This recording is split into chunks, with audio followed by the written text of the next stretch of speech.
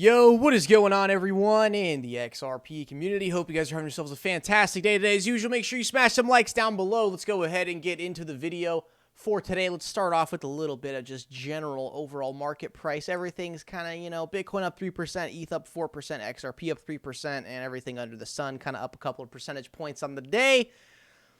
XRP weekly chart, we are waiting for the third bar in the 3-bar play to come to fruition and fill these remaining gaps up here in the 80-cent region. I am very sure of it. Yesterday's video, I was saying, like, hey, XRP is going to pump tonight, and was I wrong? It's not really a pump, but the point of that video was saying, like, hey, when this next candle shows up, it's going to start going up because it's on the 3-bar play. It's going to start creeping up and maybe, go up above the close here.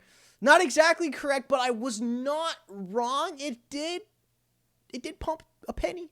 It pumped a penny on the weekly chart. But anyways, in all seriousness, the weekly chart, guys, it's 3-bar play. We are waiting for this candle right here to just repeat itself over here.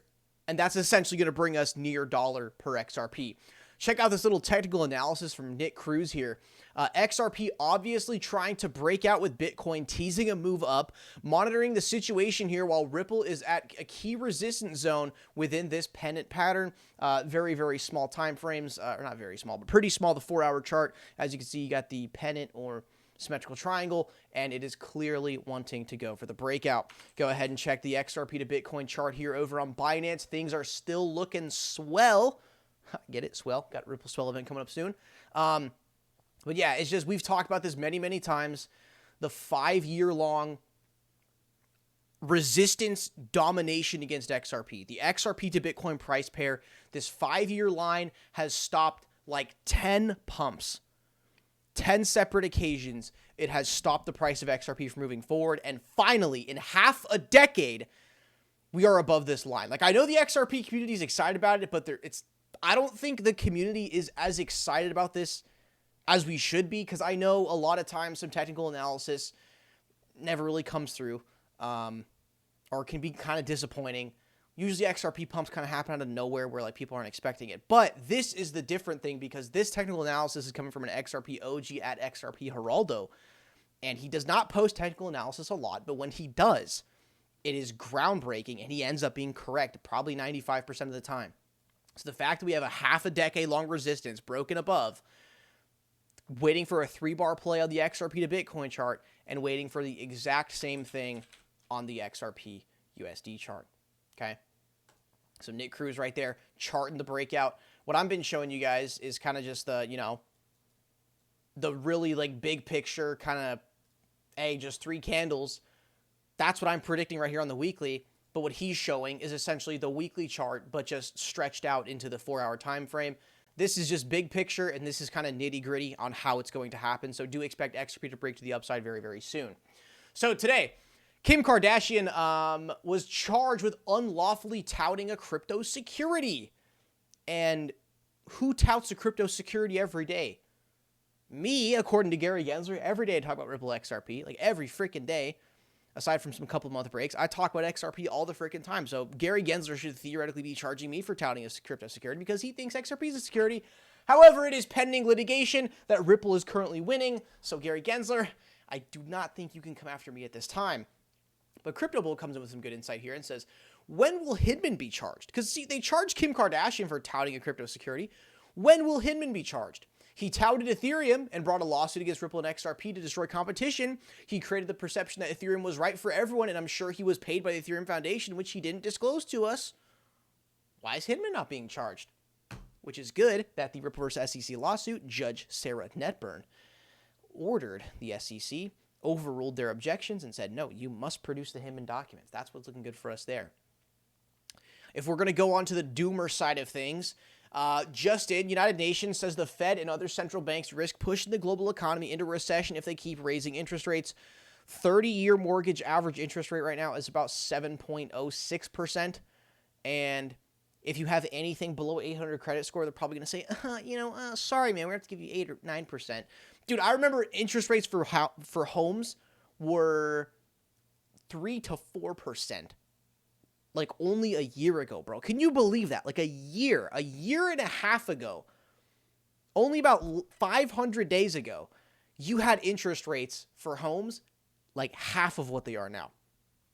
I couldn't even imagine what the car interest rates are because when I got the loan on my M3, I got a stellar interest rate for a used car. It was 4.5% or 4.9. I can't remember exactly, but I got that interest rate on that car at the same time the mortgage interest rates were at 3% and the entire just globe interest rates were low, and now they're aggressively raising them. So United Nations says the Fed and other central banks is risking global economy recession if they keep raising their rates. Because see, the reason why they cut rates in the first place is because you have economic slowdown and the big like elites, they don't want it to slow. They don't want the economy to like crash yet. They don't want it to happen yet because, the financial elites, I've heard it before, never waste a good crisis. They can make money in the bad times very well. But in my opinion, it's just that when you had things like the Rona come out, right? The virus slowed down the economy massively. So it's like, okay, fucking cut rates, get people to spend, because the elites didn't want the slowdown yet. But now raising the rates, now you have way less people going after credit, way less people buying things with credit, which means you have this whole chain reaction of businesses not making enough money. Because that business not making enough money, the owner of the business not getting enough credit. Like, you got this whole, like, I don't know if it's like a circle or like a spider web, but raising interest rates, lowering interest rates, it's got this like major domino effect. Because you got people, spending lots of money, spending a lot of credit. All these businesses get used to people spending a lot of money with credit. Then they raise interest rates. No one wants to use credit anymore. Now all these businesses have been adjusted to people spending like a shit ton with credit. Now no one's using credit because they got to pay off their credit, and now the credit's fucking more expensive. And you got this whole like fucking shit show of like everything to do with debt. Dude, debt is like, yes, it's a tool, but it's a double-edged sword at its best. Credit is definitely a double-edged sword. Because, I mean, honestly, if you didn't have credit, if there was no such thing as like actual debt or credit, which I think is like impossible, but if there was no such thing as credit, dude, you wouldn't have like recessions that bad. I don't think. Again, I'm not an economic expert. I'm like a 22-year-old kid on the internet. But I'm just saying, if there's no such thing as credit. You can buy things, you have the money for it. If you don't have it, you can't buy it. The recessions would not be as bad. Because what happened in 2008? Why did 2008 become so horrible? Okay? Because they're giving out credit to everybody. Oh, FICO credit score? I don't want to see it. Oh, income verification? Oh, no. Don't show me that. I don't give a shit. They were giving everybody loans. They propped up the whole housing market. And guess what? No one could pay all the loans. Then they got to sell the houses. So you got this whole... I could go on forever about how credit is just a double-edged sword, bro. It's great because right now, I got a sick car. Could I afford it? Like, yeah, but with credit, it like allows me to actually have it with not, blowing a bunch of capital. So credit is a good thing, but worldwide economic big picture, that's what causes the gyration. It's the fucking credit, dude, because it always goes through cycles, credit cycles. You got peak cycles of spending, peak cycles of like nobody's spending, everyone's paying off, no one's getting new credit. It's fucking crazy. If things weren't crazy enough, this comes out just 20 minutes ago. North Korea is back at it again, firing a missile over Japan. An intermediate-range missile landed in the Pacific Ocean on Tuesday morning after being launched by North Korea in an apparent trajectory over Japan, NHK and Yonhap report. Following the launch, Japan issued a warning, which was later canceled, instructing people to take shelter immediately. Keep it here for the latest. So I don't even need to commentate on this. You guys know everything about North Korea. It's, all the YouTube documentaries in North Korea all have like 10, 20 million views. What really fascinates me is that like English-speaking YouTube is like so fascinated with North Korea. I swear to God, North Korean like documentary videos are some of the most viewed documentaries on YouTube. It's really weird how in the West, we kind of have this like huge fascination with the country because it's the most like sheltered off, it's the most like turtled country like ever. It's nobody can go in. I mean, now Americans can't even go in there. It's just a super shelled off country. What do they call it? Vice, the Hermit Kingdom.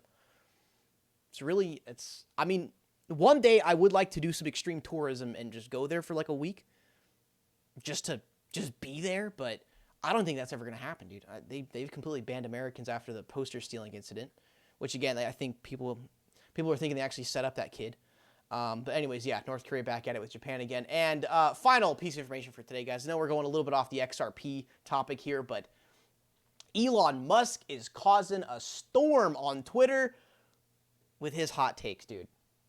So, I mean, this actually incited a response from like a Ukraine government official, and I don't know if I can find it here in the tweets, but a Ukrainian official after this tweet just said below, like, fuck you, nobody in Ukraine is going to buy your shitty Tesla.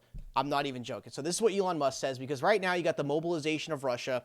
You can see video clips of people, military-age men getting all gathered around in what looked like a church or something. I'm not sure if you guys saw the exact video I did, but yeah, they're Russia mobilization right now, and they're like, yeah, they're... Fuck, dude, this fucking world needs to calm the hell down, bro. I'm tired of living through major historical events, man. I'm tired of living through major historical events, right? We had the freaking Rona.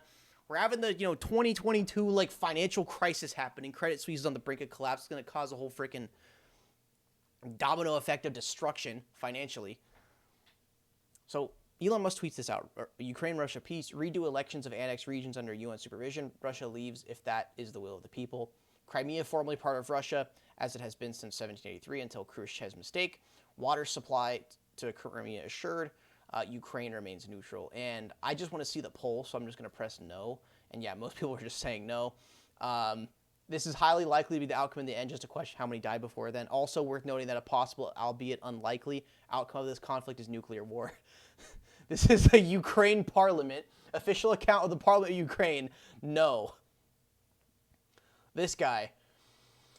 Tesla Ford peace. I propose that Tesla belongs to Ford from now on. After all, cars once belonged mainly to Ford, and the space part of Elon Musk's company will be decided in a referendum under the supervision of the United Nations.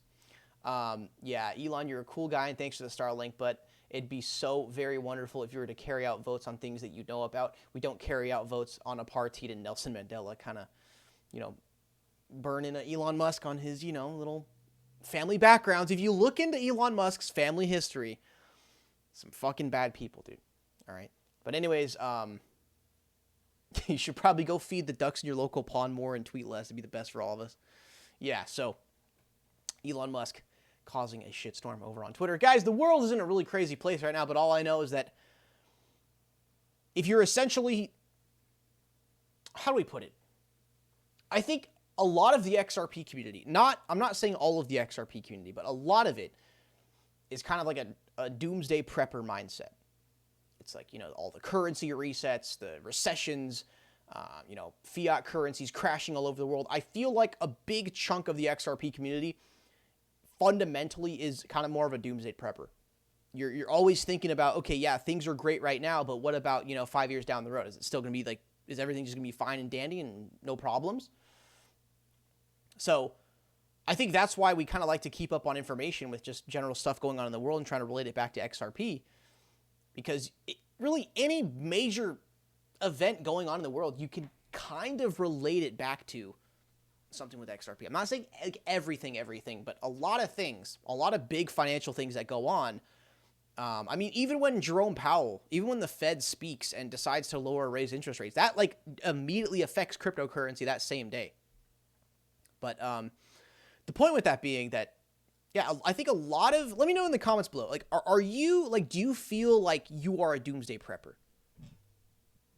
Like, I'm just curious. You guys got to let me know, like, do you feel like a doomsday prepper? Because for me personally, I'm not, like, thinking about it every day, but I do have, some certain items, like, right over here, which, would assist me if any kind of civil unrest were to happen.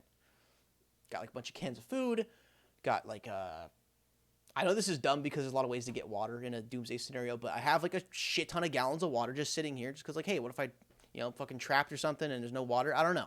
But I know there's all that like, it's weird. I had somebody on my own live stream tell me that like, hey, storing a shit ton of water is kind of pointless because like you can do this, and this, you can like get endless water.